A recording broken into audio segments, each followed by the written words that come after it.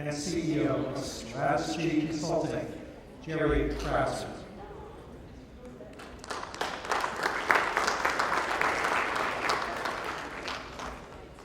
Thank you, Dennis. I hope you've all enjoyed your first day at Life Science Innovation Northwest. I know I was particularly moved by John's keynote address this morning. For those of you who are unfamiliar with Strategy, we are a local life science consulting company with over 20 years experience developing information technology strategy for medical device, biotechnology, and pharmaceutical companies. We basically implement the systems that help run your business. And I know when my kids ask me a similar question, they wish I'd just say fire it. One announcement, and then we're going to get going. More of a reminder to visit the exhibit hall and the exhibit sponsors, and to play the Life Science Innovative Northwest match game. There's a lot of prizes out there, including a 5 personal training sessions with Matt Stolberg at NS Performance Fitness, and some other prizes. Now, it's my pleasure to introduce the moderator for today's panel session entitled Young and Cash Hungry, Tips and Trends for Life Science Startups. Please join me in welcoming Jason Forschler, Executive Director of Healthcare Investment Banking at JP Morgan. Jason.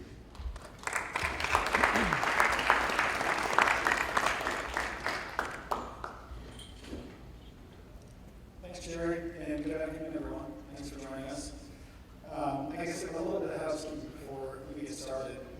I know I'll probably forget at the end, but there is a reception that's going to begin at 5:15 after this panel on the fourth floor, just on the escalator. So we have a great group of panelists here to cover a very relevant topic, given the state of the market today, and they all have a wealth of experience. And I don't think I can do it justice to try to introduce them. So I'd like to ask each of the panelists to give a quick background on themselves, just to give a little more color on what they do. So maybe I'll start with you, John. Yep, thanks, Jason. So I'm John Bencich. I'm the CFO of Integrated Diagnostics. We're a commercial stage company. Just launched our first product, a blood-based test for lung cancer in October of last year. We also just completed $47 million financing 2 months ago in April to help fuel the commercialization of that first product, Express Lung. Been in the life science space for roughly 15 years now, off and on with a variety of public and private life sciences companies, so seen quite a bit over that time frame in terms of financing partnerships, things of that nature. So hopefully I can add some value to the panel, and obviously the only one up here still in the fundraising mode, since I'm the only one up here with a tie on. So I'm Stefan Larson. I'm an entrepreneur in residence with Versant Ventures. Prior to joining Versant, I was a real-life entrepreneur. I helped start up and run a medical device company for 4 years, so I know what it's like to be young and cash hungry and be sitting on the side of the table trying to raise money. Prior to that, I was a scientist, trained as a biophysicist, worked as a management consultant for many years before I decided to get a real job. And I'm currently based in Toronto, so I don't want to hear any Rock Ford jokes from anybody today. Hi, I'm Manos. I work for AstraZeneca, one of the world's most exciting pharmaceutical companies. I'm sure you will agree. It's been extremely exciting in the last few months. My role there is head of infectious diseases, and I'm looking after the Boston site where we do work on antibacterials and oncology, actually. My background is in chemistry. I'm a scientist, and I have had roles as a head of research and development in pharmaceutical companies for the last 8 years. I have seen a number of small, medium, and large biotechs come to us with opportunities. And I have also, in the last few months, and a couple of times in my previous organizations, have transacted in the other direction, in creating a really My name is Trevor Moody. I wear a couple of hats. I've got my own firm, TM Strategic Advisors, that does advisory work, typically around business development and fundraising in the medtech industry, working with big companies or small. But I also, probably more relevant today, am managing director with an Australian venture capital firm that's looking to make more investments in North America. We actually just announced our first financing a couple of months ago, which was a local deal, which was nice. We co-led a $20 million financing in a mitral valve repair company in Kirkland called Cardiac Dimensions. I've been in the medtech space my entire career, 25 plus years, originally from Australia, although I've lived over here in the States for 24 years. I've been in Seattle for 14 years. My first part of my career was in operating roles in the cardiology space. Spent 10 years at Fraser Healthcare here in town from 2000 to 2010. My name is David Miller. I'm portfolio manager for Alpine BioVentures. Alpine BioVentures is a new hedge fund, hybrid fund, investing in both public and private companies, founded by Dr. Mitchell Gold, who is the former CEO of Dendreon. My background is I spent 15 years really on the other side of the research report with a firm called Biotech Stock Research. We did independent, high-quality deep dive research for public and private investors targeted on publicly traded companies. My business partner, Dr. Alan Leong, and I launched Entrepreneurs Workshop at the University of Washington in Bothell. We ran that for 10 years, and over 100 companies launched out of that. So I worked a lot with entrepreneurs in my life. I've been an entrepreneur more than once in my life, and find you all and that very, very interesting. Very happy to be on the panel. So thank you, Manos. That's really, given the wealth of experience you all have, I could not have done that. So thank you for that background. Maybe before we start, just to show of hands, how many are in the process of fundraising right now, or are about to embark on that process? Okay. And if you have questions during the hour, please feel free. There's 2 microphones right there, or we'll leave time at the end to ask questions if there's questions. So, John, maybe we'll start with you. Just given you mentioned the financing you just completed. Maybe just talk through a little bit of background on the financing, what were the lessons learned, and what should the audience be aware of in terms of the current environment? Sure. So I joined in October of 2012, and we were kind of right into the full throes of the fundraising, so knowing we were going to launch the product within the next 12 months. So we're really out in pure fundraising mode right out of the gate. I think, as most of you are probably full aware who are fundraising, the market is completely different than it was pre-2008, and especially for diagnostics companies. I think there's definitely a shift more towards the therapeutic side in terms of where capital has been deployed lately. So there was fewer players than in the past in terms of opportunities for investment. So from the company perspective, we tried to be very efficient in terms of the outreach. So we're really leveraging our board members and existing investors to be targeted in terms of those accounts that we're spending time on to tell the story and really look for the capital that we needed. And in addition to that, we tried to be creative in terms of the types of capital that we were looking to raise instead of just looking for pure equity dollars. We also looked at opportunities on the venture loan side to supplement what we were doing from a pure Series B perspective. And this is something that we were able to attract some pretty interesting capital from a group out of New York called Life Science Alternative Funding, backed by Carl Weinberg, been out for about a year and a half now, and really looking to fill a gap where venture has been missing, at least for early stage commercial companies. Where I think a lot of the venture firms have been investing early in A rounds, as well as playing in the C round space, but kind of right at the commercialization stage, there's been a bit of a gap. We were able to attract these folks who were able to deploy a significant amount of capital all up front, as opposed to what you typically see in venture loans that come in tranched over time and are risk-based in terms of you need to hit certain milestones in order to really take down the full amount, and they were being more equity-like in terms of their approach. So the combination of looking at both the equity side and the loan side allowed us to get the capital we needed to really give us the runway to go execute over the next 18 to 24 months.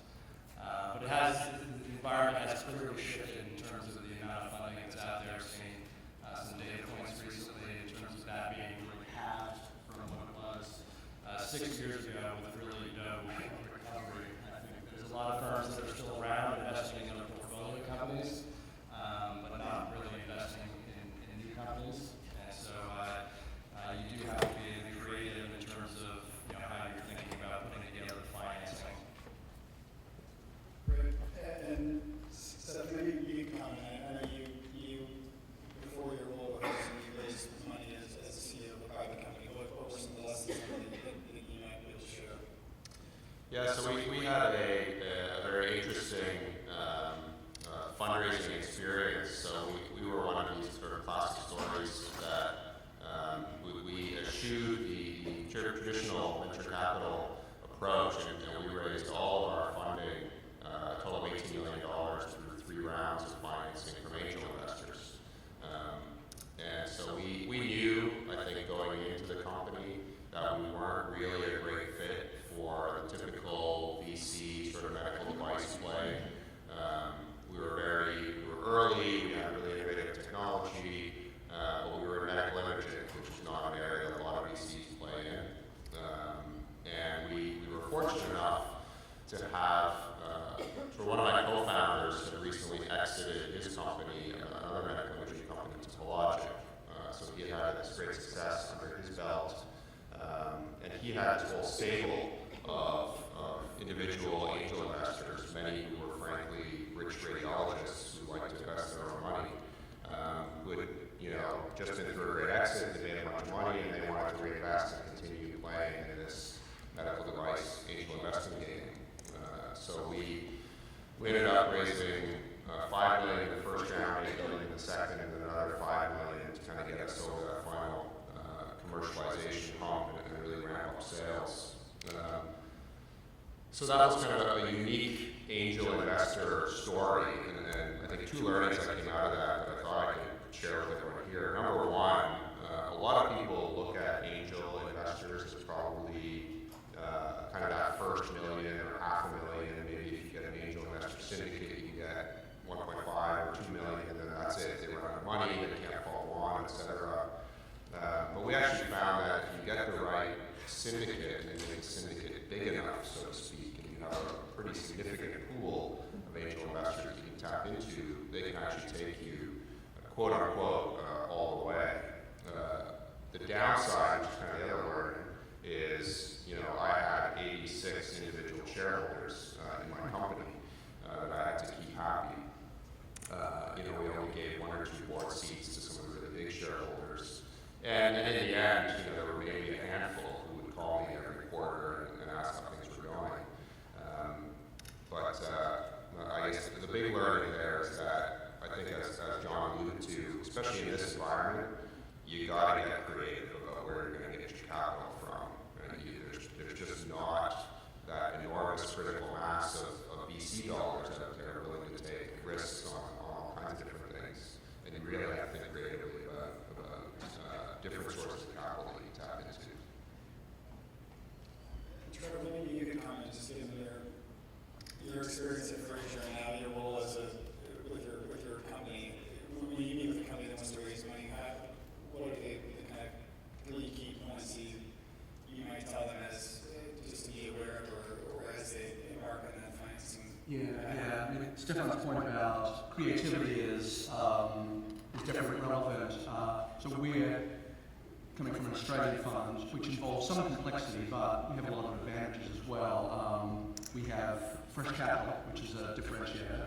So we have a $120 million fund, which only about 1/3 is deployed, so we have a lot of fresh capital. And in the mode of investing right now, so we're eager to make investments.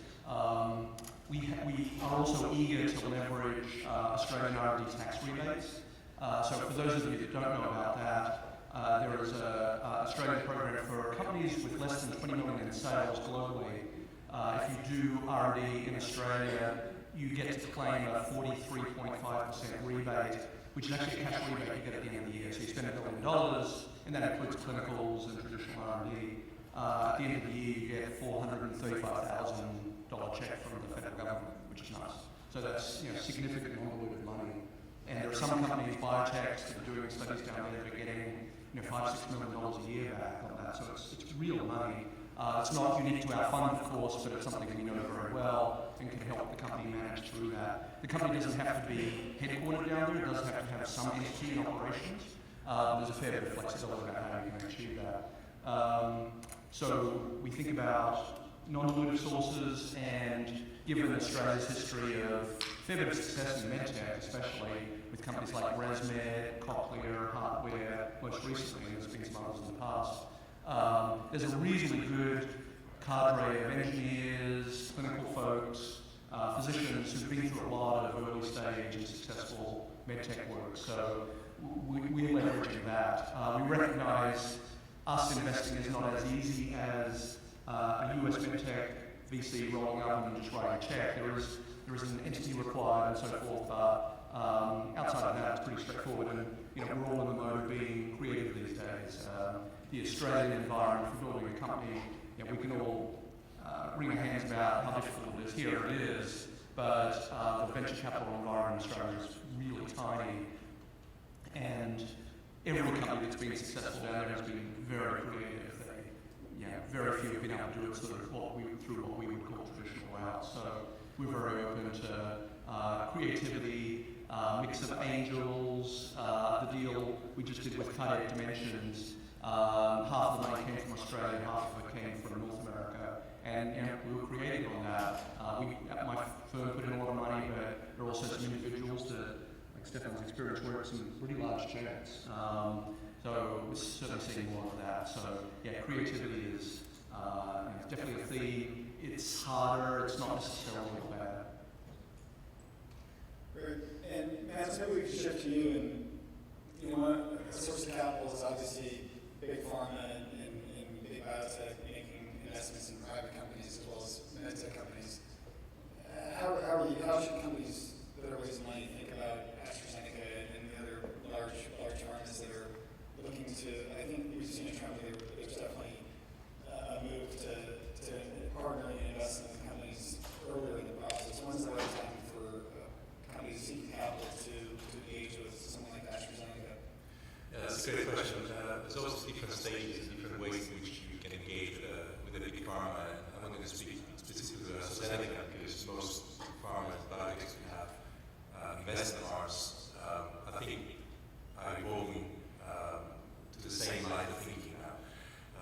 There is an opportunity always to go to one of those pharma venture arms, and they can work like venture investors, but in fact, they're quite different because our business partner is not to make money through investors. The business partner is to make money from inventing and selling drugs and vaccines. There is an advantage in going with a pharma or biotech venture fund. You often get to speak to scientists in that company. You get feedback on the quality of scientific materials and endorsements to do as well. But from the pharma side, it's a really great way to invest in areas that you would not want to invest in internally because you either don't have the capabilities or it's too high risk. And so it's, you almost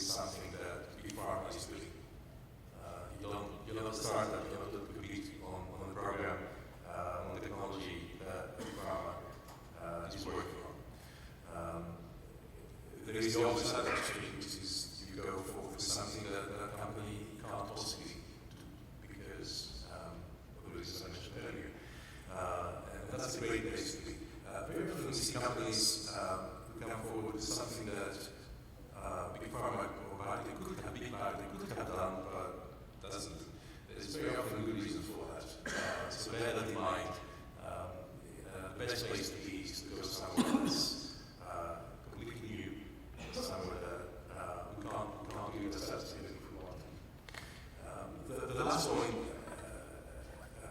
that's an observation that probably is valid both for companies looking for money and for investors looking to invest in those companies.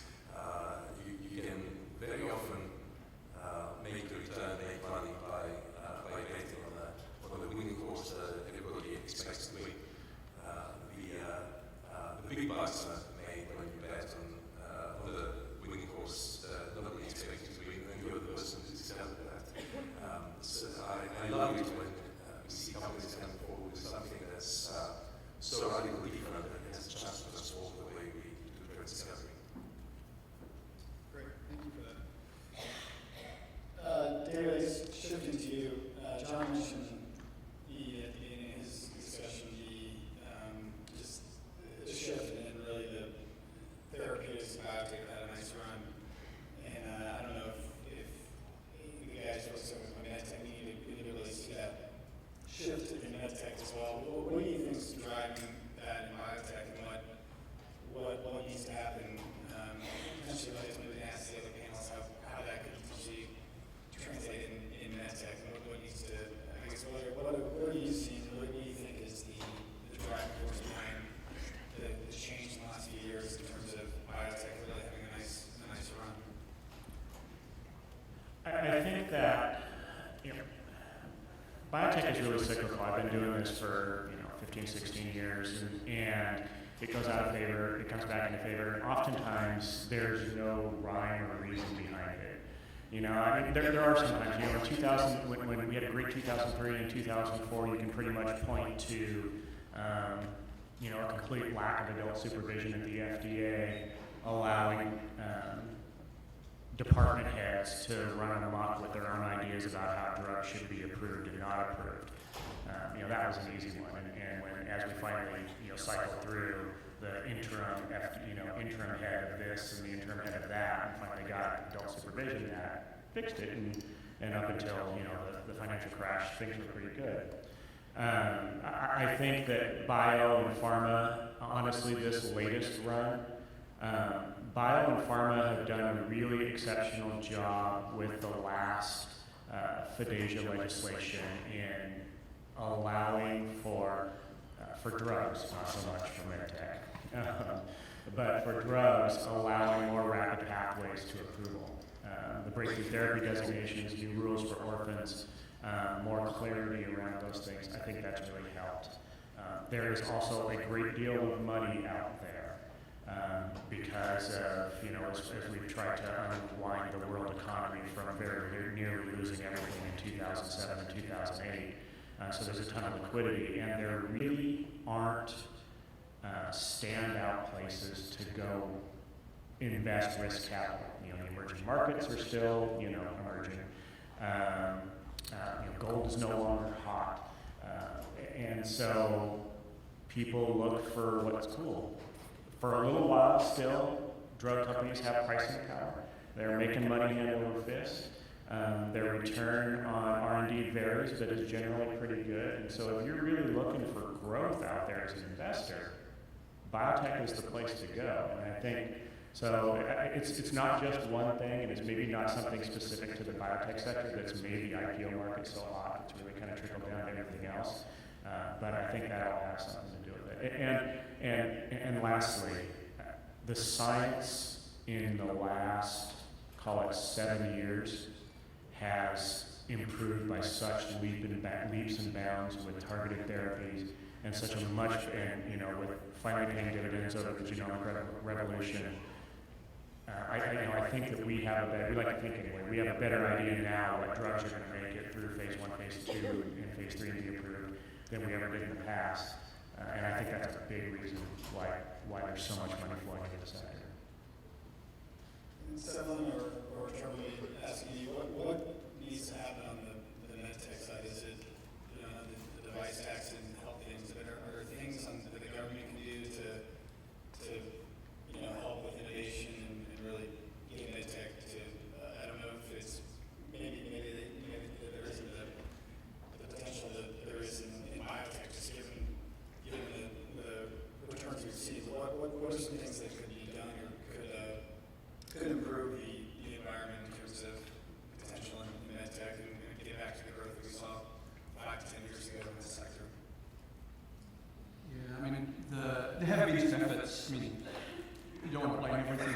federal government, but there have been a couple of things around, FDA timelines and reimbursement that clearly have been really big issues for medtech and have at least been big contributors, maybe not the only issue, but at least been big contributors to the terrible funding environment we've been in the last couple of years. There are some early signs on the FDA side that there's better communication going on. There are some folks in our community, VC and entrepreneurial, that have been pushing hard on trying to communicate better with the FDA, and we're not evil people, money growing with horns and so forth.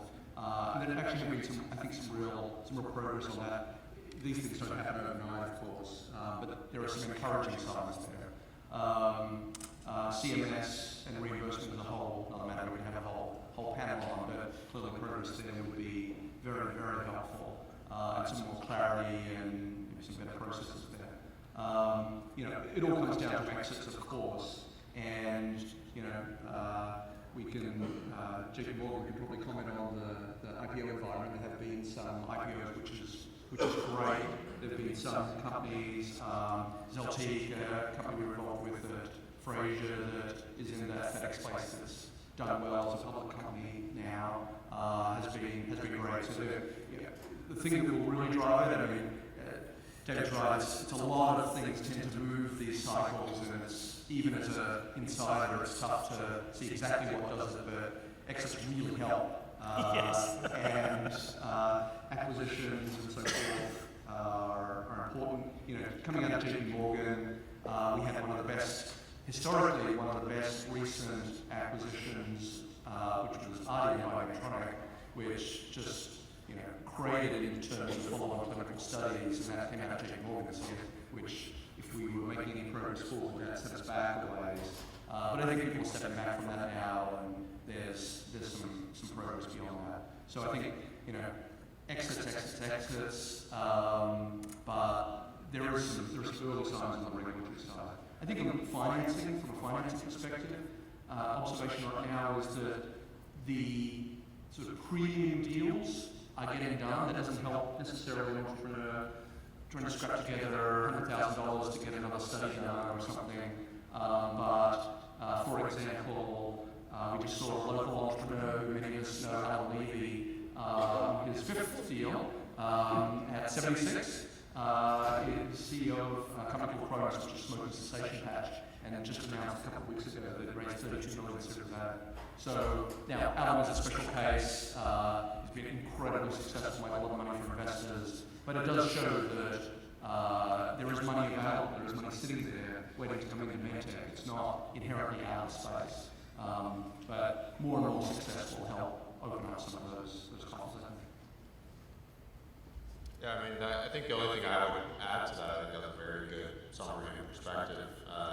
The only thing that I would add, maybe as a positive note and sort of a bright light that I've certainly seen in the year or so that I've been on the venture side of this game, is that the level of innovation in medtech that we're seeing coming out of academia, the engineering schools, even coming out of really smart undergrads who are starting up companies and scraping together money to get a prototype done, et cetera. The level of innovation that's happening in medtech broadly is still very, very impressive. I think the challenge for all of us in the industry is to figure out how do we get that really impressive innovation financed, given some of the challenges that continue to exist in the later stage of the game that we all play, that Trevor articulated quite nicely. And maybe just comment, when you're working with your portfolio companies, when is the right time to start talking to potential acquirers? Is it, as you go through a financing process, depending on the stage, it's often a good time to do a market check and see if it makes more sense to look to sell the company or raise additional capital. How do you advise companies on that process, and how much do you share with potential acquirers to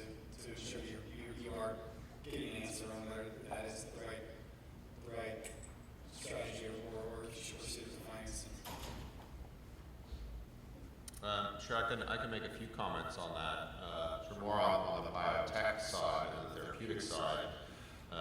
Certainly, Versant's strategy has at least recently been to go out and talk to pharma and big biotech very, very early on in the game. You know, even oftentimes before we'll make a Series A investment, you know, we go out and talk to pharma and we know who to talk to and we ask them what they think of the company, et cetera. And certainly over the last few years, we've taken that, you know, sort of to an extreme with the build to buy deal structure that Versant's done several times now, where at the time of doing a Series A investment, we've already got a deal in place with a pharma or big biotech who has an option to acquire the company. So you can go talk to them pretty early. Yeah.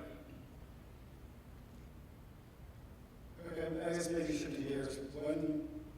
Maybe this is a question for you, given you're on the public investment side, and I'm not sure if you're planning to look at private companies, but one of the things that we've seen and has been really helpful in biotech is the likes of Fidelity, Wellington, all the way down to the hedge funds really becoming active in investing in private companies, not only as kind of a springboard to an IPO, but there's been also cases where that's led to provided financing to get to an exit. So what are your views on that, and how do you think that is potentially help the biotech market in general?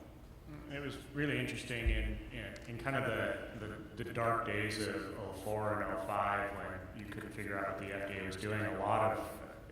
When I was at Biotech Stock Research, we had a lot of funds, multi-billion-dollar funds, who were clients, and they almost quit investing really, from a strategic standpoint, in publicly traded companies. They were more interested in going and finding companies.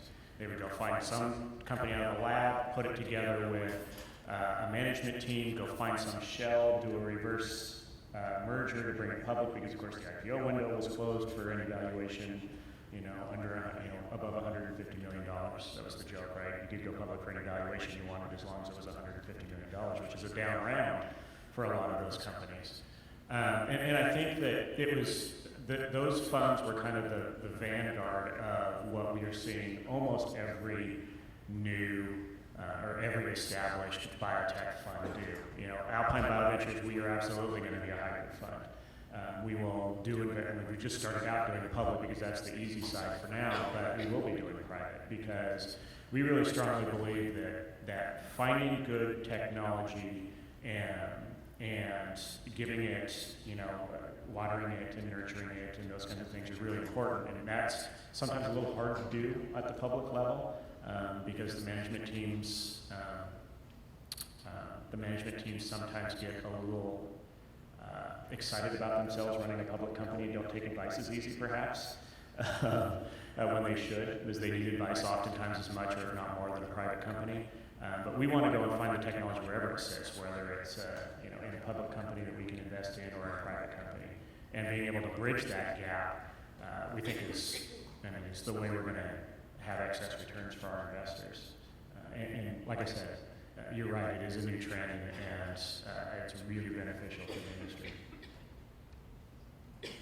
So, this is very helpful. When is the right time to seek out public investors for investment?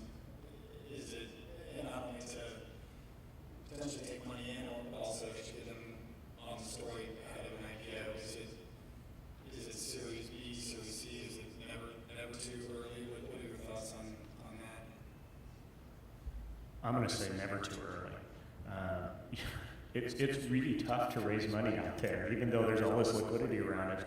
We have a cousin company called Alpine Biosciences. We have what we think is game-changing drug delivery technology.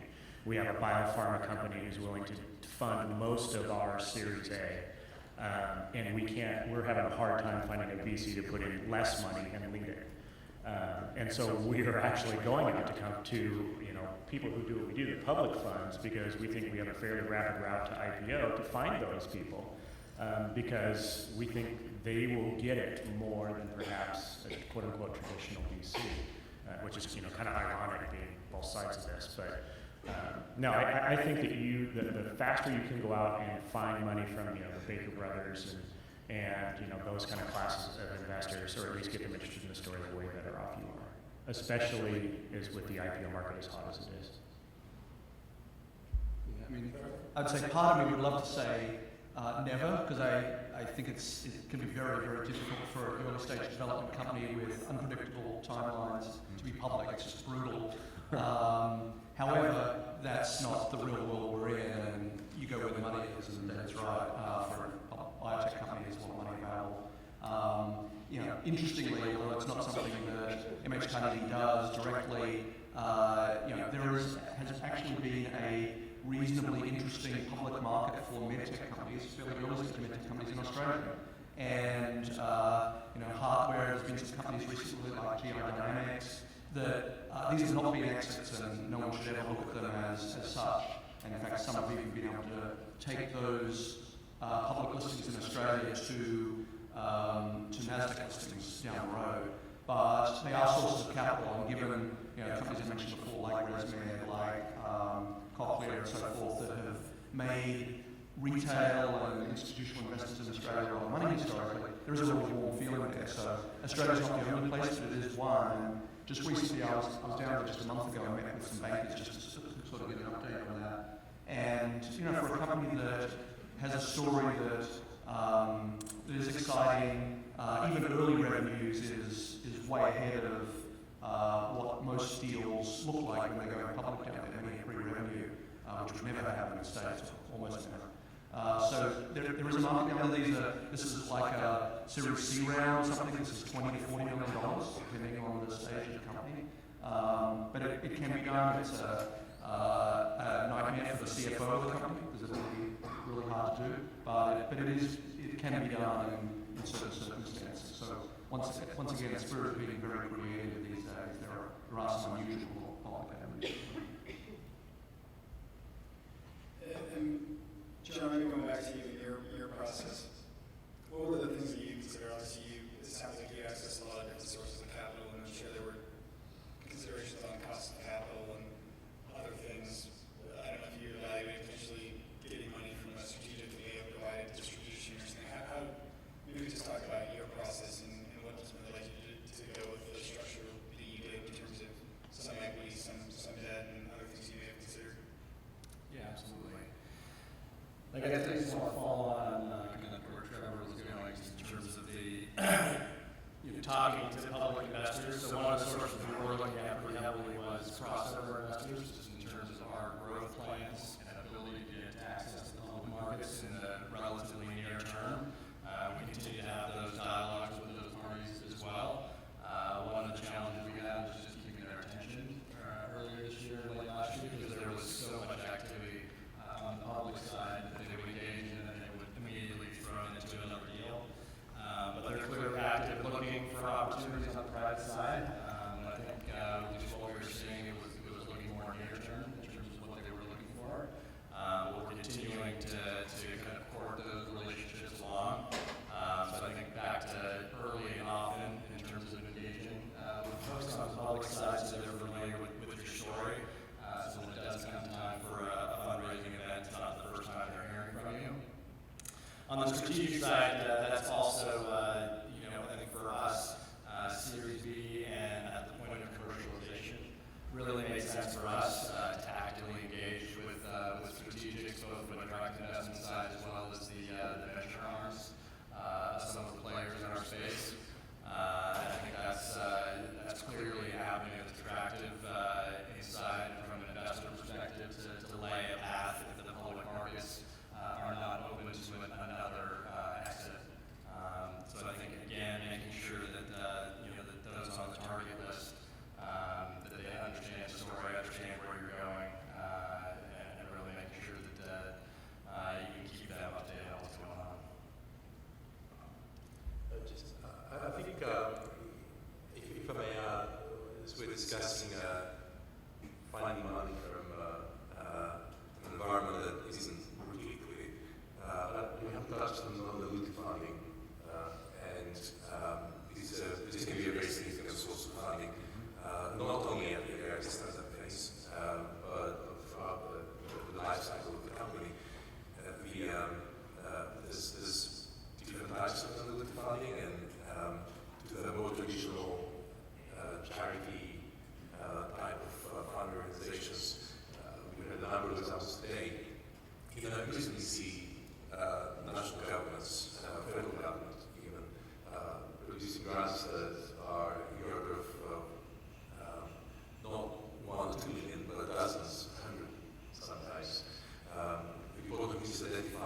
the right fit.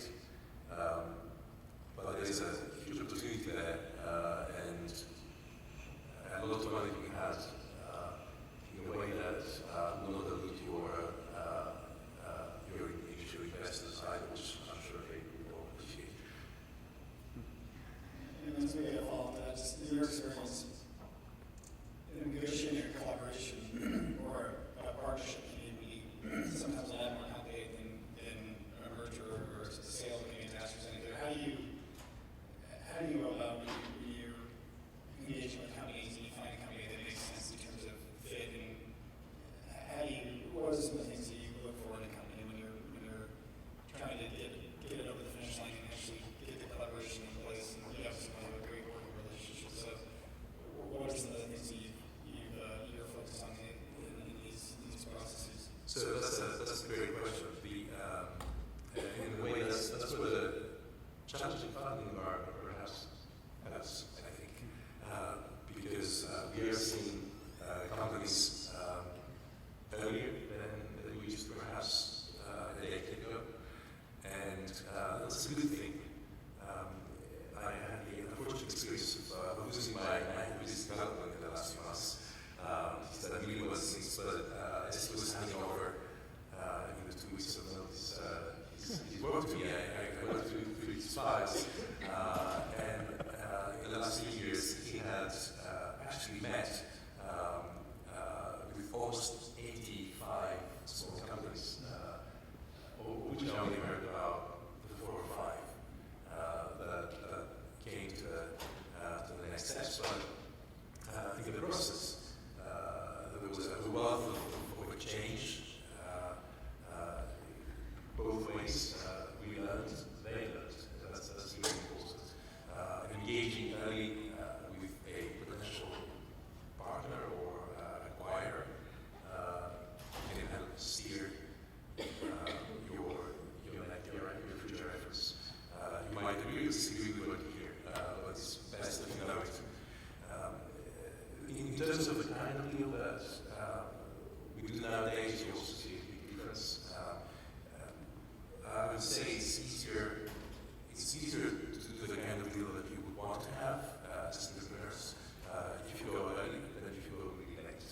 Really late is usually an acquisition and an asset that will move forward. If you go early with a technology, with an idea, something that can be developed, it's very often investment, which is really what you want. And as I said, we've made a number of those, some of them pretty big. I'm sure you've seen them in the press.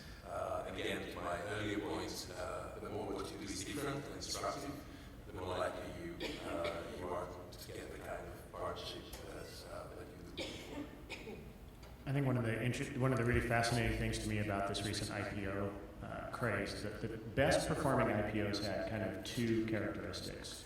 They had a partner for at least some of their drugs, and that partner had been an early investor and invested in the IPO. And that's a trend. That's why if I say go and talk to hybrid or crossover funds early and often, but like Manos says, go and talk to pharma early and often as well, because if you can put that together, it's just been, if you look at all of the big one-day bumps, first-day bumps on these IPOs, almost exclusively that was the model, and it's, not a bad model to have. I was just going to say, it's probably worth noting on the medtech side, strategic partnerships, strategic investments has become an incredibly important part of the funding environment as VCs have flown out of the community in large part. We've seen a lot of corporate activity. There are deals in our region that have raised pre-VC money, pre-Series A money from real large corporates. It sounds sort of almost like heresy, but it has been happening. It's really helped some companies out. It's not easy. I suspect Manos' day job is not to look at a lot of companies and make investments, it's to advance drugs. But they do want to see things, they do want to be involved in innovation, and they see our community as a very important source of that innovation. So I spend a lot of time talking with business development folks in medtech companies. Most of them will say it's not what they want to do, investing, because it's kind of a hassle, but they realise that it's something they have to do. And I would say probably 3/4 of the large medtech companies are pretty active to varying degrees. They're not easy to raise money from. They're not, it's not like a VC where you rock up and they're set up to invest and they'll make a decision whether they're going to invest or not. It can be a lengthy process typically.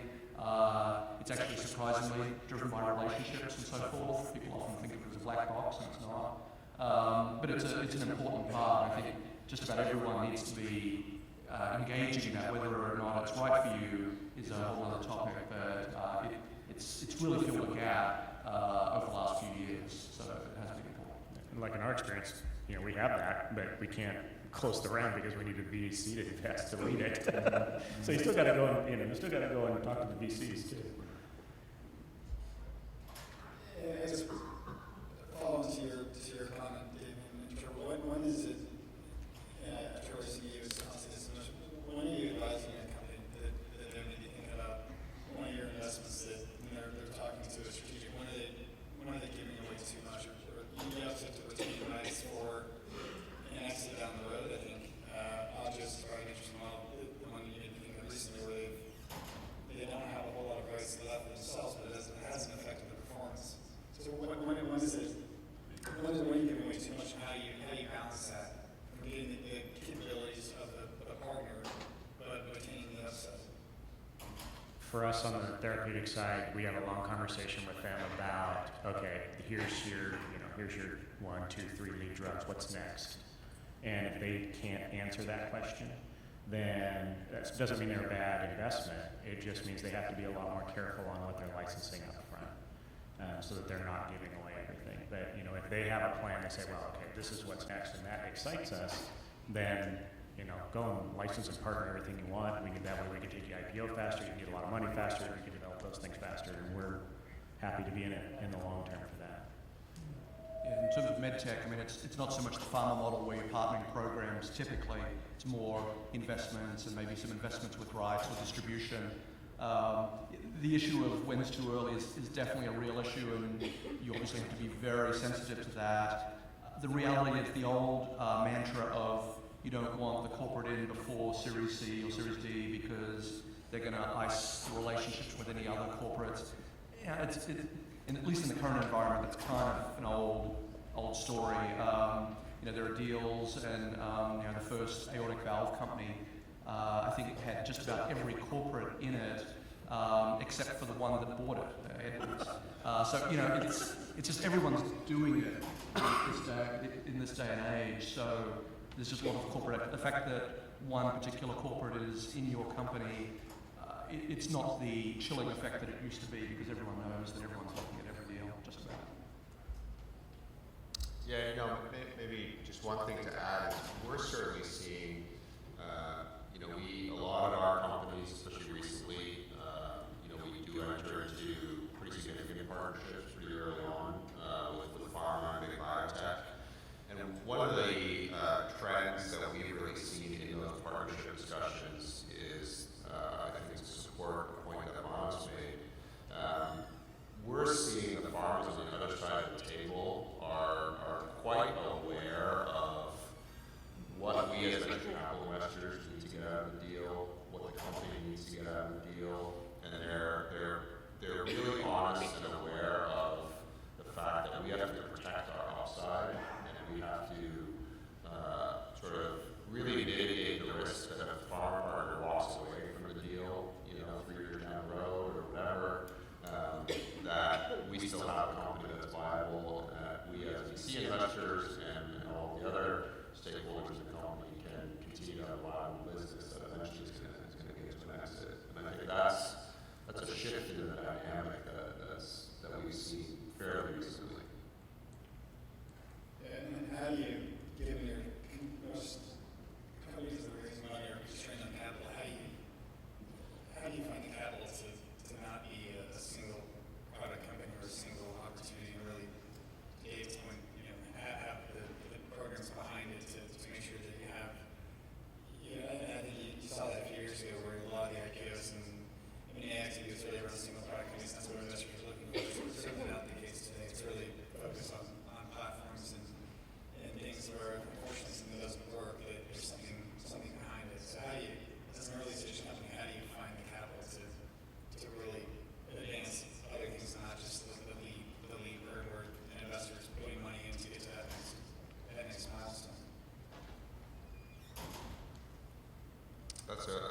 question. I could certainly provide a couple comments and maybe hear from the rest of the panel. I think most savvy VC investors think very much the way that you just articulated it. We don't want to invest in a single asset company. If there is an exciting platform-based company with a hot technology, we want to either make a big enough investment ourselves or put together a syndicate that's big enough that we can actually allow the company to really develop a platform, develop a pipeline, et cetera.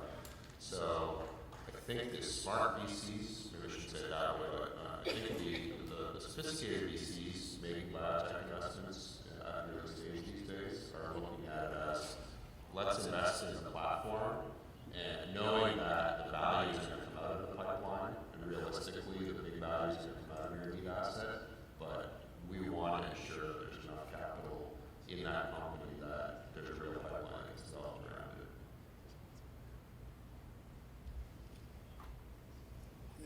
And when you're making an investment, Trevor or Stefan, what are the key attributes, not just the technology, but in terms of the team, the management team? What are you looking for in the teams you're investing in? Yeah, I mean, it's the VC 101 obviously is the team, and have they done it before? That's the best checkbox. If they haven't, which of course everyone has it at some point, do they have a phenotype that looks like they're going to be driven, hungry, smart, and really committed to it? Certainly, in some ways, in this environment, I don't say this lightly, but because it's so hard, there is a sort of screening that goes on that demonstrates their commitment to it early on. I don't say that lightly, I know the implication of that, that we're going on both sides of that.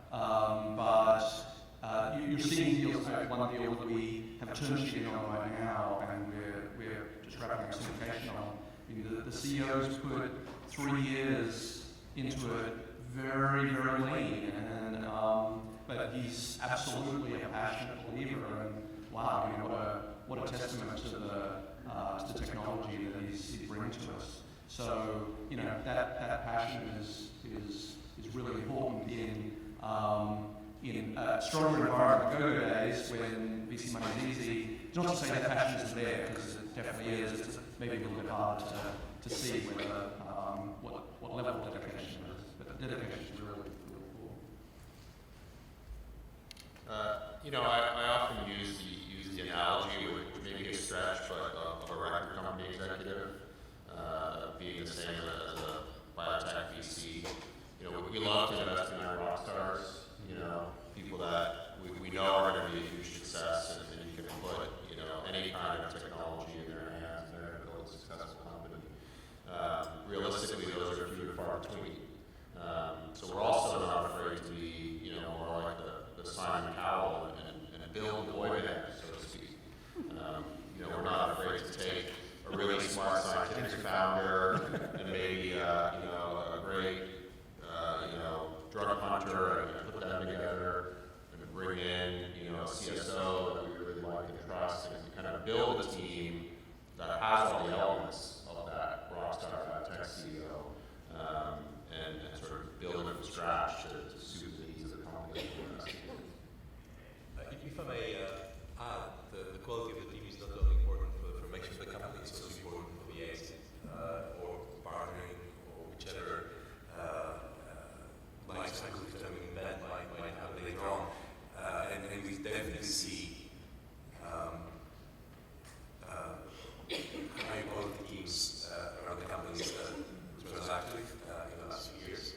And I don't know what extent, perhaps maybe the fact that pharma is shrinking and there is much more intermixing between scientists and entrepreneurs than there used to be. But it's definitely an improvement. What I would say is that when you see a company come to you with opportunity, there's always going to be risk. Even with the most thorough due diligence exercises, you're never going to get involved with everything. And you as a partner or an acquirer will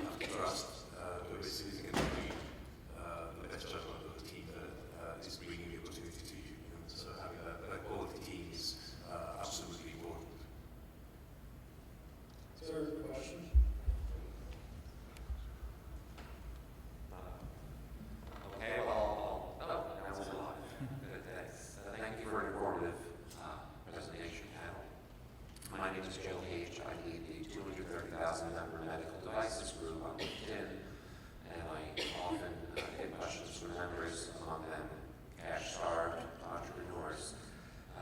We've heard today, and really anywhere you read, that the earliest stages are the harder parts to get the money there. More and more risk averse. Once you're later stage, once you're pretty much established, then maybe we'll come in. What, if anything, can you advise for those youngest ones that are in the earliest stages, that are pre 510K, that either we're going to get this money, or our technology, our concept, well, it's just going to go away. So if there's anything that Pat could share about that for those who are in the earliest stages, thank you.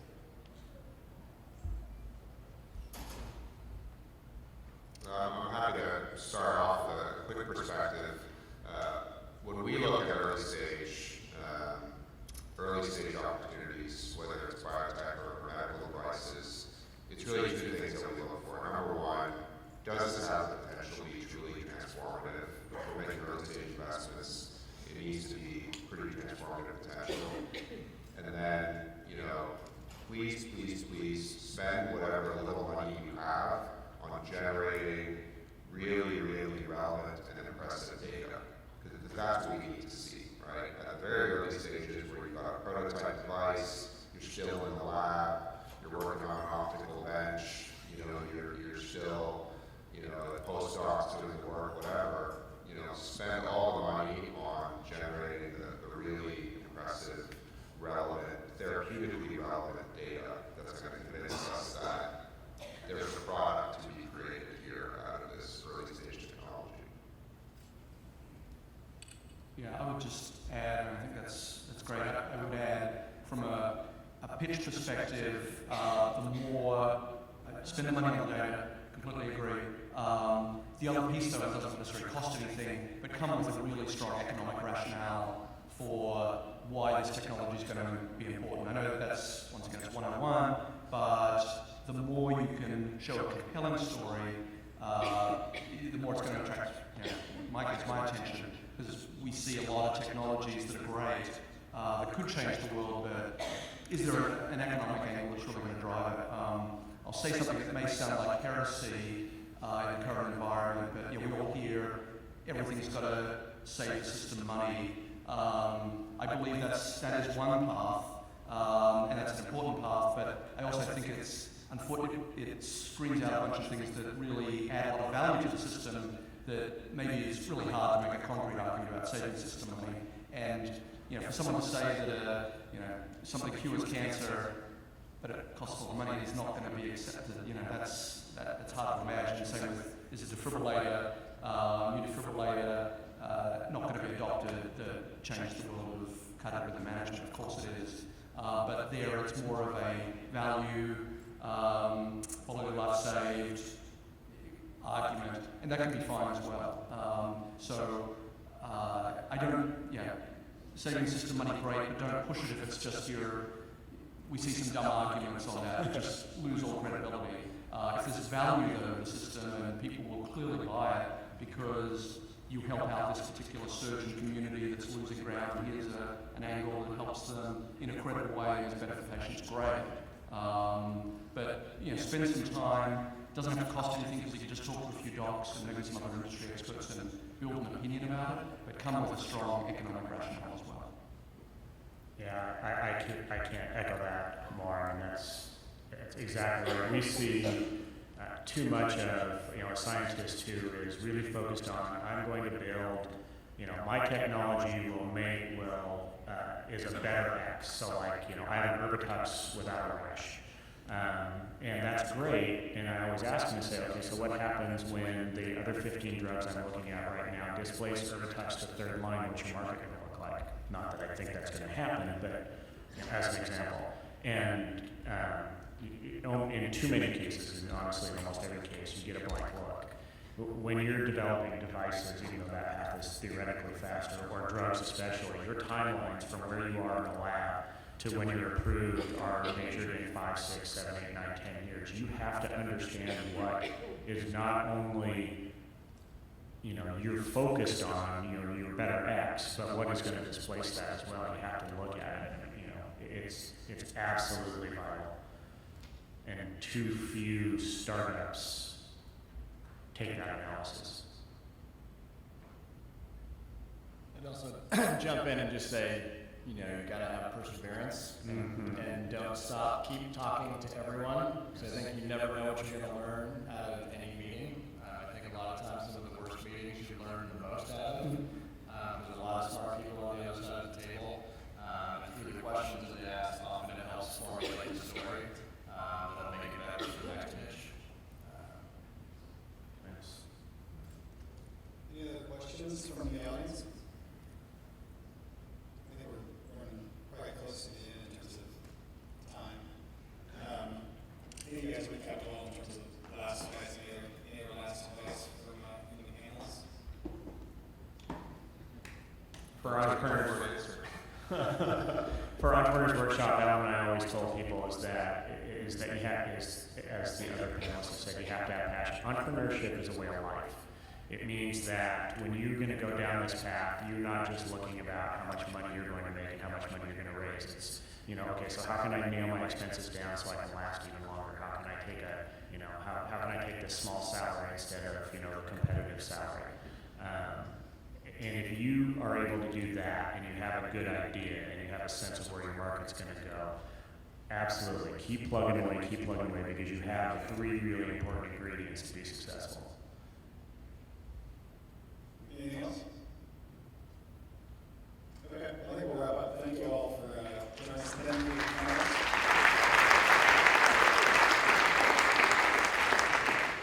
And don't forget the conference reception on the 4th floor. Starting now.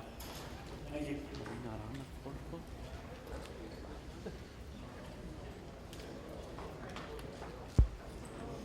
But right now, those are 2 separate universes. Sure. But clearly the benefit and the funding side of the industry in terms of containing those costs and managing those costs is looking at that problem and that opportunity, I should say.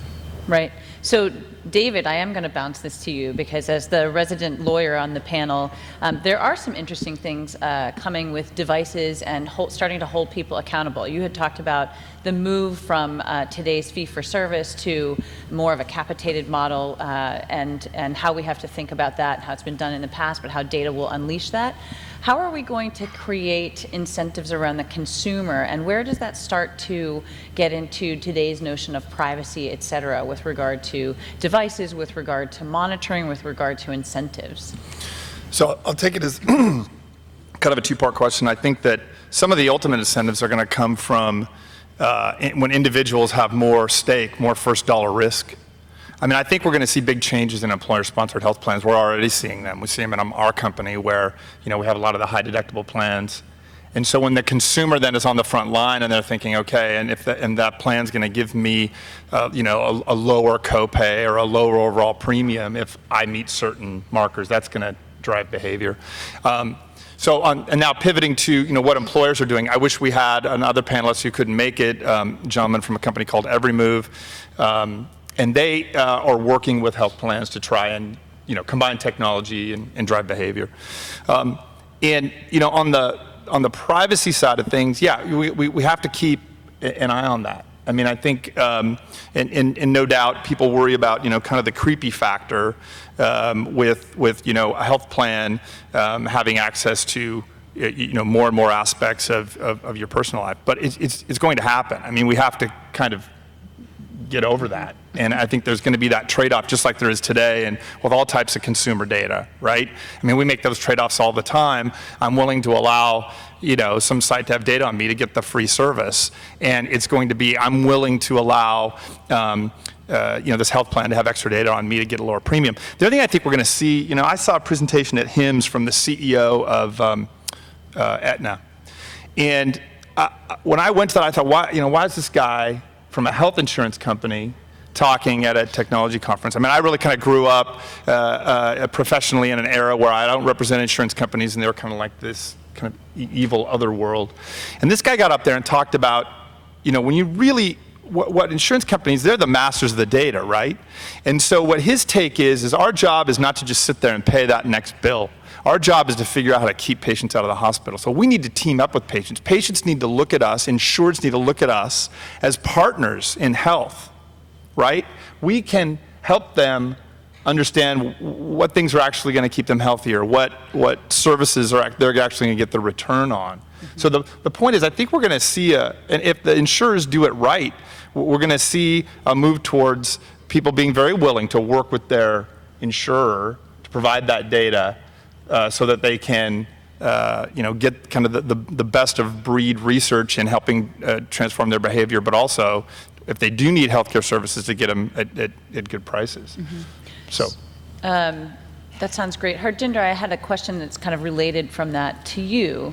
So as the resident long-term computer scientist, I'm sure you've seen lots of trends, and you talked about, for Twistle, you all are focusing on kind of messaging, but knowing that in the future, I think one of the things you said on the phone earlier was thinking about face to screen and thinking about the next generation of people and how they'll use, whether it's Twistle or other tools. And so I wondered if you could comment on, some of what David said is probably focused on how we feel about some of this technology, that it's creepy, that it's invasive, but for people that grow up with Facebook and put all of their data, including when they brush their teeth, out there today for people to observe, what do you think that's going to do to the technology and healthcare industry? How's that going to move us forward or not? So we are in this disconnected state right now, in the sense that these wearable devices, and these are the comments made earlier, the wearable devices are generating data. A lot of patients actually want that data to get used for something. They're not really sure what step counting or daily blood pressure monitoring is actually doing for them. One of the physicians that are on in our messaging platform, we talk to some of the physicians in our platform all the time. One of the physicians' comments was that he gets, on occasion now, he's beginning to see messages of the form where the patient will say, dear doctor so-and-so, describe their symptoms, and by the way, here's my blood pressure readings for the last month, and the physician looks at this and says, okay, well, what do I do with that? I don't know what to do with that. And in reality, the amount of data that's going to be generated by wearables is going to be so vast that there's going to be no human that can actually look at that and do anything meaningful with it. So eventually, we have to get to this consolidated world. If we're actually going to use data for anything useful, we have to get to this consolidated world where the data that's being generated from the wearables is being consolidated with the data that's being generated within the clinical environment. And the only way to do that is through machine learning. There's no possible way to take this amount of data and actually do anything useful with it. And I think patients will get comfortable with the idea that their data is being used for clinical purposes much more rapidly than they get used to the idea that their data on Facebook is getting used for better marketing. I mean, that feels somewhat wrong because I'm not benefiting from that in any way. Facebook is benefiting from that, from my data. But if I know that my data is being used to better treat me or to better treat the population of patients that I belong to, I'd be okay with that, and I suspect many patients would be okay with that. But ultimately, we also have to figure out where that data is going to reside and who the ideas of ownership and retention of that data is going to come into play as well. Yeah, so this whole issue of data privacy and who owns the data, and I'm going to sort of respond to both you, Rebecca, and to David. Part of what I got to do in my past life at Dell was to talk to a lot of different audiences and in different groups, including a lot of sort of young, smart, some of them tech people, some business school classes, things like that. And I went into those meetings with the younger, I'm saying younger than me, so maybe, under 30 kind of group, thinking, okay, these people, they don't care. Everything's online, who they slept with last night. I mean, everything is there, right? So they don't care about having their healthcare data online.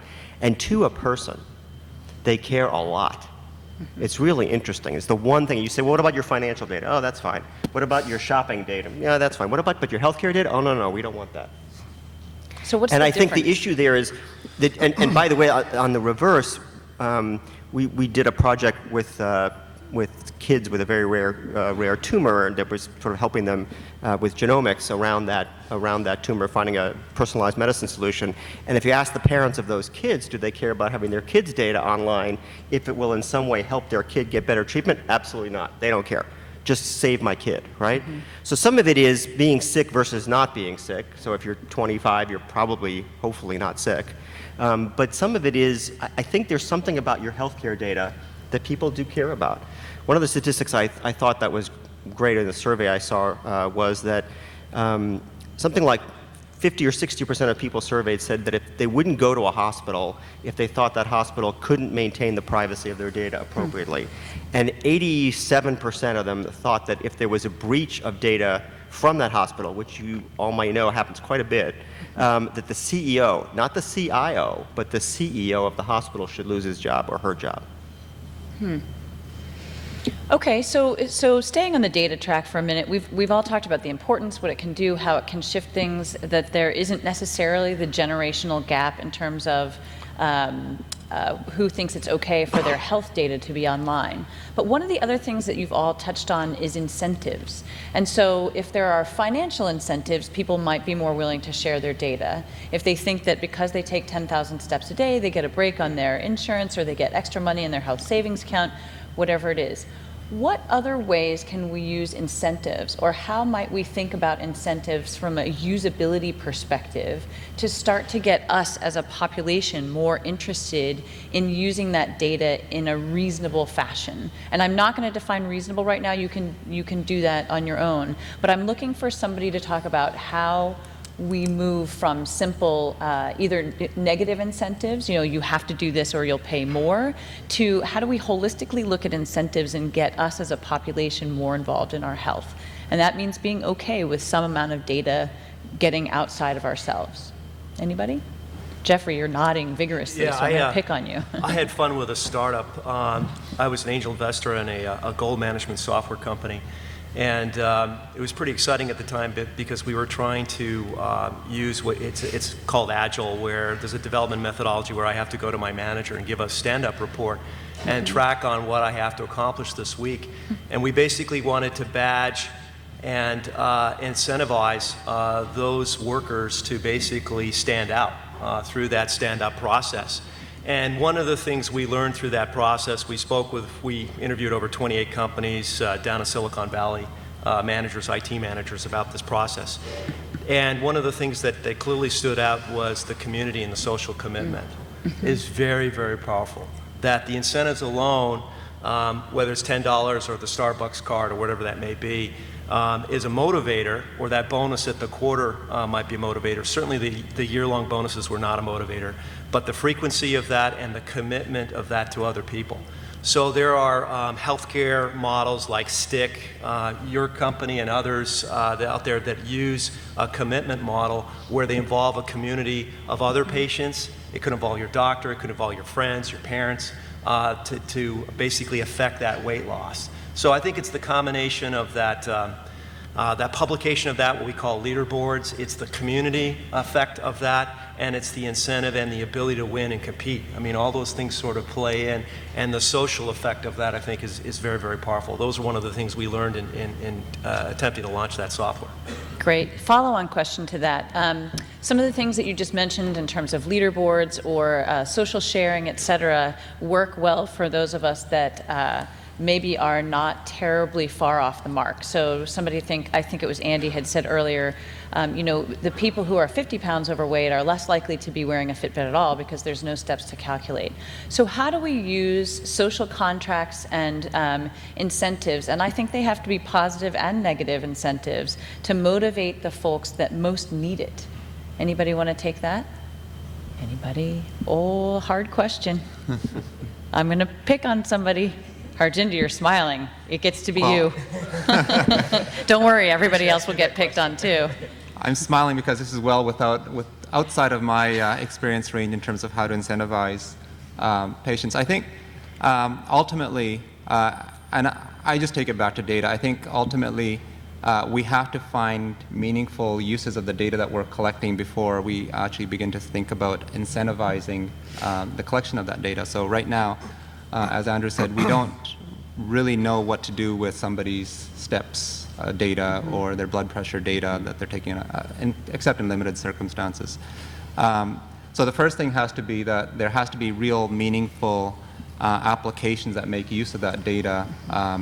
But as some of the physicians that we work with, when we talk about, both in Twistle and some of my previous experiences, when we talk about measuring outcomes and what we do with the data once we know what the outcomes are, most of the physicians would routinely tell us that the broadest changes that you can affect in healthcare will come not from treatment plans or other care plans, but really from behavior change, from the stuff that doesn't happen in the clinician's office. It's the stuff that happens in between visits. It's the stuff that the patients are doing not to get sick in the first place. And I think that's where the incentives need to come in. I don't know how that is going to happen, what will incentivize patients to actually start going through any kind of behavior change, whether it's increasing their steps or other things. I do think gamification of healthcare, which was one of the topics that was going to be discussed, is an important aspect of that. Incentives from insurers will probably play a role in that as well, but that's really where healthcare has to go, is a focus on keeping patients away from needing care in the first place. Great. Yes, Jeffrey, in one of his answers, did point out that I do have a startup, and we focus a lot on incentives. And one of the things that we found in our usability studies was that there was a very large section of people, including those people that are the 50 pounds overweight, et cetera, who are less interested in participating in the Couch to 5K challenge or in the publishing of whatever their comparably perhaps meager achievements are against the person who runs, who does Ironman triathlons, or who bikes 75 miles to and from work every day. And so as we think about gamification and as we think about patient motivation and patient engagement, an ounce of prevention is worth a pound of cure kind of thing, we have to look at incentives that cover the population as it exists. And we don't get to choose what that population looks like today, because it simply just is what it is. And so what we found was you have to appeal to the things that matter to the people that you're treating, which means that a challenge platform that's just focused on getting more steps or running your first 5K is not necessarily going to be something that fits everyone. And instead, you have to focus in on, if I need to make a behavior change, to whom do I feel most accountable to in terms of making that change? Is it my family, and then I get to do something social? Is it my physician, because my physician's going to tell me, looks like 50 pounds overweight is still where you are. Let's see what we can do to change that together. And so you really have to think hard as you create technology solutions about the people that you're creating them for, which is why I keep bringing up the consumer. I'm also a computer science person. I love data. There's lots of things we can learn with data. It's almost laughable that we're just bringing data to the healthcare industry in the same way that it's revolutionized all of the other industries. But the sticky factor is us, are the humans. We are the difficult problem to solve for. We've got lots of great machine learning, and it's not to diminish anything that anybody here has said, but as you think about your questions, and I see that there's at least one microphone there, think about what you think about engaging us as part of the solution. Andy. Yeah, let me just riff off what you just started talking about, because I think it's really important, and it has to do with the idea that you have to tailor the needs. And sometimes in healthcare, we tend to think about healthcare as its own thing, or health even as its own thing. There's been a lot of studies lately looking at the non-healthcare effects on healthcare, whether that's poverty or even just, not necessarily poverty, but challenging income situation, people aren't making enough money. Obviously, there are a lot of people in this country still who are deciding every month, do I pay the rent or do I get my meds? And there have been a lot of organizations that have started to invest in social work support services, all kinds of other support services for people that aren't healthcare related, but more sort of socioeconomic related, and they've documented incredible benefit on the healthcare side. So that's part of the universe of looking at these things as well. And if I could dovetail on that, that's a perfect segue. When I think about, we could talk about Fitbits and these different, gamification of these things to try and get, triathletes to go a little harder. You really want to, it's kind of like that. We need some big brains on big problems in healthcare. And you want a big problem in healthcare, take individuals with multiple chronic conditions and mental health problems, okay? And let's figure out how to get treatment to them outside of the emergency room.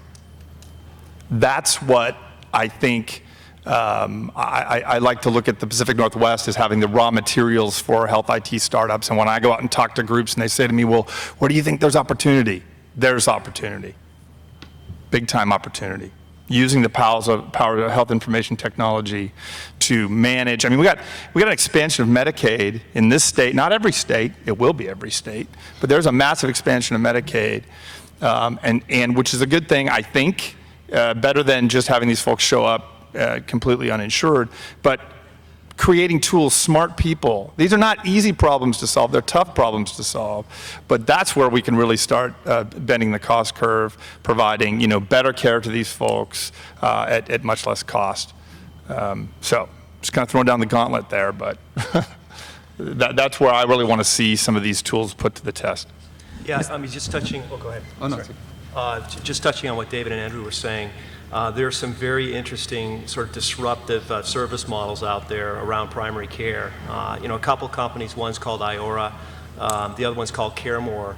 And that population-based approach where there's social workers, where there are NPs that go out in the field and actually move the furniture around, put it in the air conditioner, that's part of the budget. And to the extent that we have the incentives aligned to pay for that budget, we can actually go out to the homes and intervene and look at the social and the demographic or the economic circumstances and make those payments to affect the transportation so that ED visit does not reoccur again.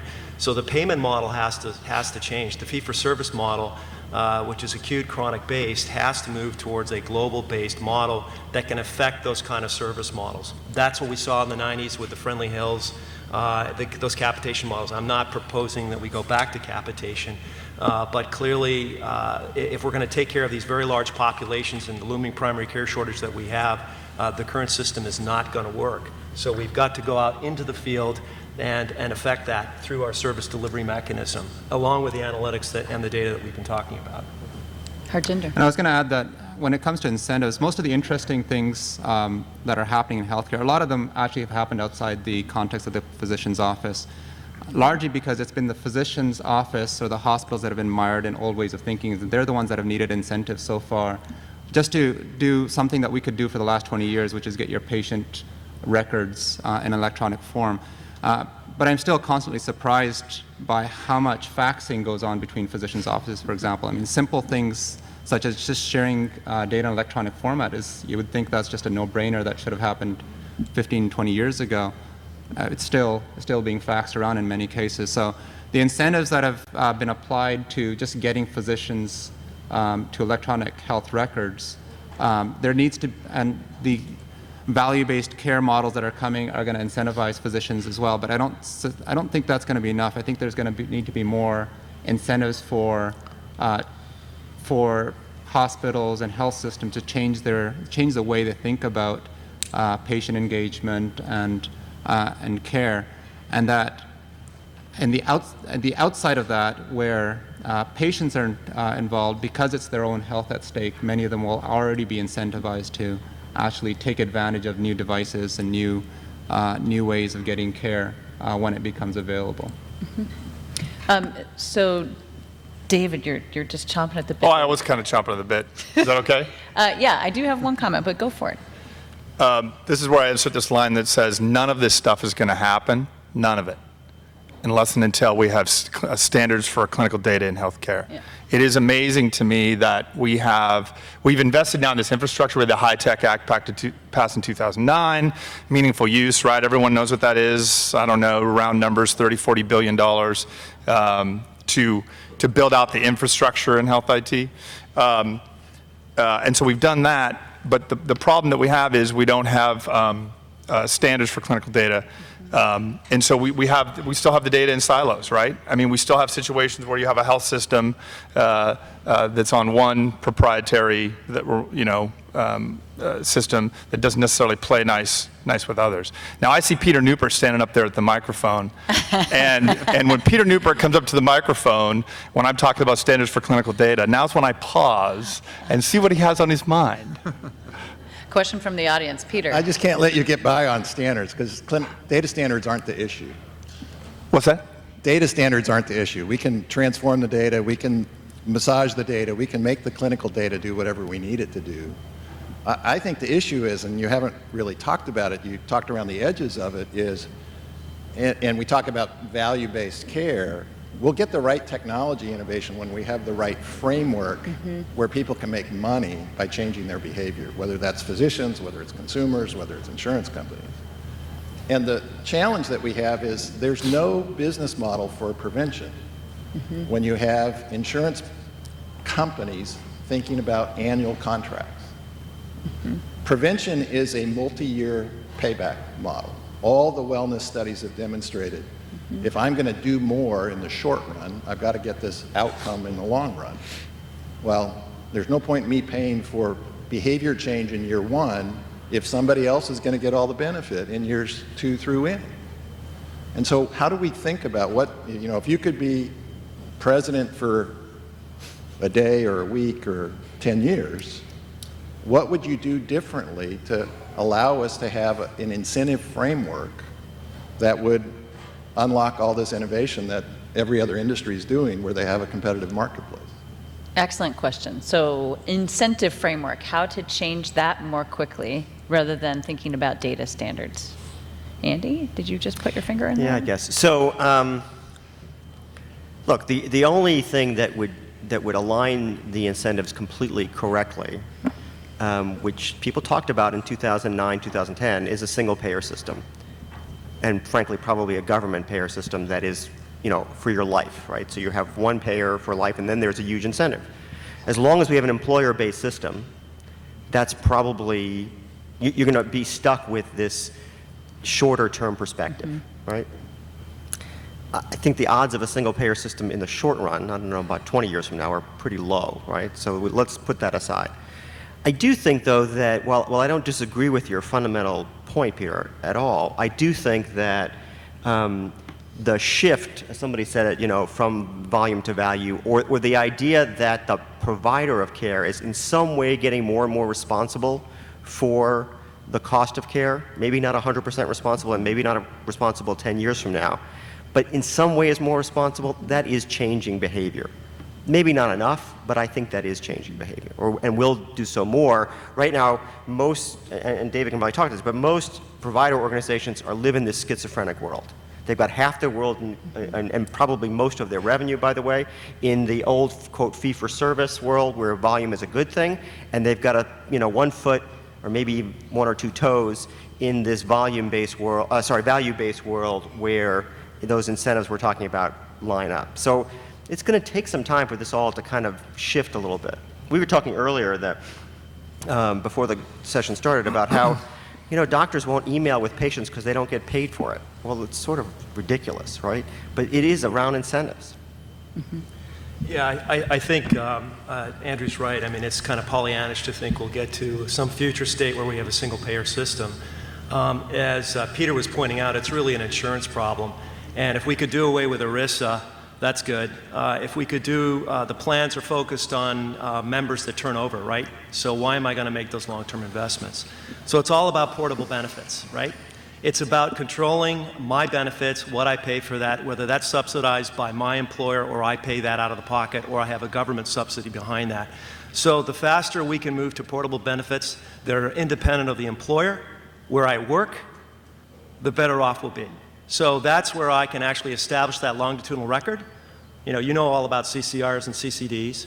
I can start to do the orchestration and the machine learning that we've been talking about this morning. And certainly a global type model will affect the integration that we need out there. But until we get portable benefits, there's really no incentive for wellness, right? So we've got to get there. I think ACA puts us on that road, but there's going to be a lot of wild gyrations over the next 5 to 10 years, and I think David's right about that span. But I think we'll get there. But we're not going to, the single payer is far off, but we will see portability, in my lifetime at least. So please come to the microphone. I see one person. Hello. Ready for a question. But Harjinder, I had wanted to ask you while we're getting more people to line up, hopefully. That's a hint for the audience. That, oh, there we go. We got 2 now.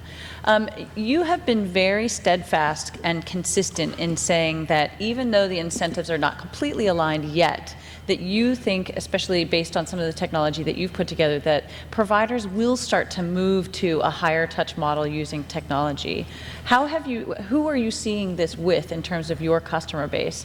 We're not really seeing it yet. This is more of a prediction. I do think that when we think about, I mean, the point that the questioner made was, I think, perfect, but if the move towards a single payer is a solution, then you would see countries like Canada, and being Canadian, I think I can safely criticize the healthcare system there, being much further ahead, places where they do presumably have the incentive to take a long-term view. I don't think it's just the long-term view that's needed in terms of what data can do and what value-based care can do. I think what's really been lacking is that the long-term impacts of data-driven decisions haven't really been felt. So we're not really leveraging data in any way that suggests yet, I think, that over the long term, even with more touches, that you're going to get better, healthier population. I think that's still lacking. And so some of the places we've been working with, for example, and some of the places I've consulted with that are actually not working with, where they're actually investing very heavily in online communication. In one instance where 70% of their communication is actually being done online versus in person. What they haven't proven yet is that that's actually creating a healthier population. They've been doing it for several years, and they still have not yet, as far as I know, created data that says, you know, we've done this, we now have most of our patients communicating with us online, we're talking to them more often, and the patients are healthier. That's not there yet. And I think that still needs to be there. We still need to see real, meaningful outcomes in terms of a healthier population, and that's only going to come if we start leveraging data better. And once we do that, once we actually start seeing real benefits from, even on the 3 to 5 year horizon, I think a lot of insurers, whether it's a single payer system or not, a lot of insurers will start moving towards frameworks and models that actually are going to facilitate that. Great, thank you. When you come to the microphone, will you identify yourself so the room knows who we're talking to? Sure. My name is Juan Satter. I'm with Product Creation Studio.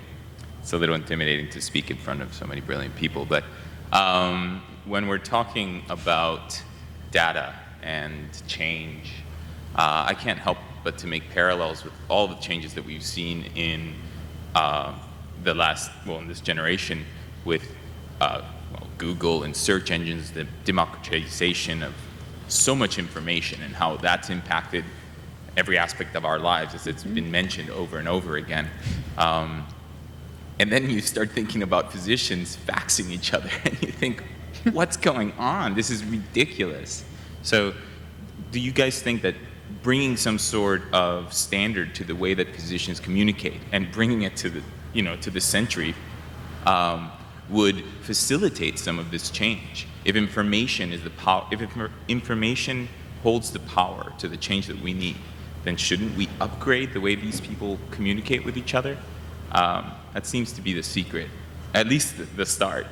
If they're faxing, that seems like the biggest problem. Also, I've been trying to transfer my mother's records from one very well-established facility to another very well-established facility for 2 weeks. That's ridiculous.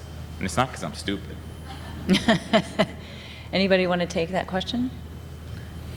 Physicians? Well, I mean, I think, just to Peter's point, I mean, they said, I think we have the capability of doing this. I think what you're speaking of and what I see is this day to day, and we're not there yet. I think we would get there if, Peter's vision of if we created the right incentives so people were, healthcare providers, healthcare providing institutions were incentivized to provide care for the long term, trust me, no one would be faxing records, right? But that's not where we are today. We're still in this, system that was evolved, fee-for-service, built around hospitals. And, the funny thing is, it's not necessarily, we can't just blame the technology companies. We can't just blame Epic for being as closed a system as it is, because you know what? The healthcare institutions that have acquired Epic, traditionally, they like the fact that it was harder to get information between, the fact that VM and Swedish are not on the same system was okay with both those institutions for a long time. So it's going to have to happen from many different sources. I like thinking about where Peter's going, and that is this more kind of global thing. It's not just about eliminating the faxes. It's about incentivizing care providers to take that long term, and then all this other stuff falls away. But we're just not there yet. The only other thing I'd add is that the ONC, which is the part of the federal government that manages the Meaningful Use Program, the incentive program for providers to switch to electronic records, has kind of started to think about this pretty seriously. And as you look at the new regulations as they start to come out, there's a lot more focus on what's called interoperability, which is the ability for these systems to talk to each other, both from a technical but also from an actual practical point of view. It's sort of like you have to demonstrate that you've actually done it. You, the provider, have to demonstrate that you've done it. Is it an immediate fix? No. Is it in the right direction? Yes. Yeah, I don't think neither standards nor technology is the issue in this. It really comes down to the way practices and hospitals have viewed ownership of data. They view your data when you go there as belonging to them and something that's a competitive advantage. So they are reluctant to share. That's been my experience. The technology, the standards have been there. Meaningful Use has been pushing a lot of the standards, and so the standards are there. Electronic health record systems are able to share data when there's an incentive to do that, but really the incentives have been lacking, and they're being pushed through the ONC and through Meaningful Use, but it's still not as far as it could go. Okay. Yeah, I think we can get to the last mile, to the physician desktop or to the appointment scheduling system. I think the question there is, well, how can we affect that workflow? And to the extent that we can affect patient-physician workflow through incremental change, that may be through existing infrastructure like clearinghouses and so on, or it might be an EMR that is hooked out or through a portal. But we have to also look at this change incrementally to change that behavior. The incentives will force affect that faster. And the models that we're talking about are very different if you go into a large group practice versus a solo primary care practice. And those solo primary care practices are below 40% today in the US, and they're declining fast because of that integration that's required. So this will take some time, but the faster we can affect that change in workflow and not let that take 20 years, I think we'll see the facts go away. Okay, so one comment, I think that for me, I think monetary incentive is really going to be the thing that kick providers over the edge. It would be nice to say a lot of other things are going to help them get there, but that's the big incentive for providers. So if they think that it's either going to hurt them to fax or help them to email from a money perspective, that's going to be the corner turning. Next question. I think we have time for one more after you, but we're close into the next set of panels, and I don't want people to be late for the other great content. Sir?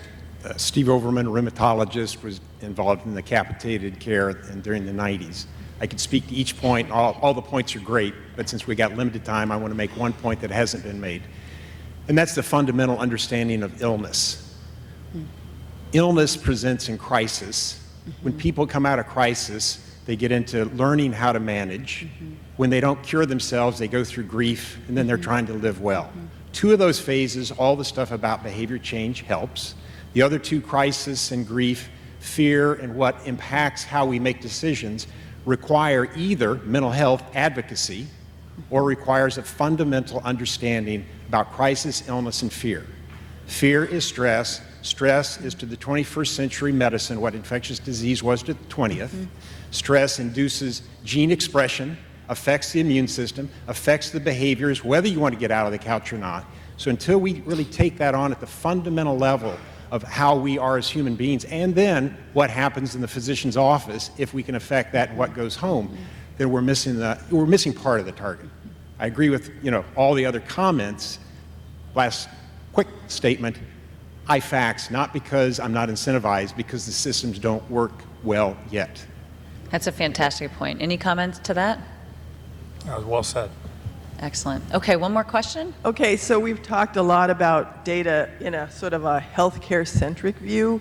What can we do with data to influence the food industry? I mean, we're talking about keeping people healthy, the Fitbit and how many steps. What about what people are eating and what's being offered to them and how we're addicting our children to high-fat, high-sugar content food at a very early age?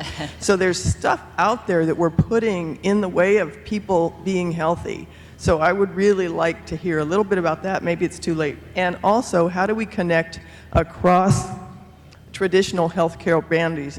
An example is you talked about the multiple chronic diseases, mental health patient. that ends up in the ER. Well, a lot of those people also end up in jail. They treat them, they get them stable, they put them out, and guess what? There's nobody that catches them, and the cycle starts all over again. So we need to think beyond our healthcare-centric view of how can we use data to impact health. Well said. Anybody want to comment on food as essentially addictive drug that we screw people up with from the get-go? Not that I have an opinion. Anyone? I think it's a really difficult question, largely because in the context of the data that we're talking about, we're not capturing that kind of data right now. We don't know what people are eating. Now, it might be that we'll start seeing apps or wearables in a couple of years that will start monitoring what people are eating, and if that happens, I think you'll start seeing a lot of data that will be able to tell you that eating at McDonald's 7 days a week is not really good for you. Right now, it's anecdotal, right? So I would say the food industry has that data, and if you read the relatively extreme sugar, salt, fat, then it'll talk about kind of the conglomeration of food providers and the data that they know and have today. But if we think that hospitals are not incented to share data, certainly those companies are not either. But I agree. It'd be nice to figure out how to add that to the consumer, to the person's stuff. I feel bad. There's one last question. If you can ask quickly, then we'll. Yeah, a pretty short question, kind of related to the last two in a way. You are? My name is Anna Batorsky. I'm with Hive Bio. And just thinking about all this data generation, does that remove a person a little bit more from their own personal social responsibility and taking responsibility for themselves? They, instead of just saying, oh, well, my physician has all this data, they'll just, prescribe something or tell me what to do, and then that takes more responsibility off of them. How do you feel about that? So data as a way to let go of responsibility versus creating responsibility. Anyone?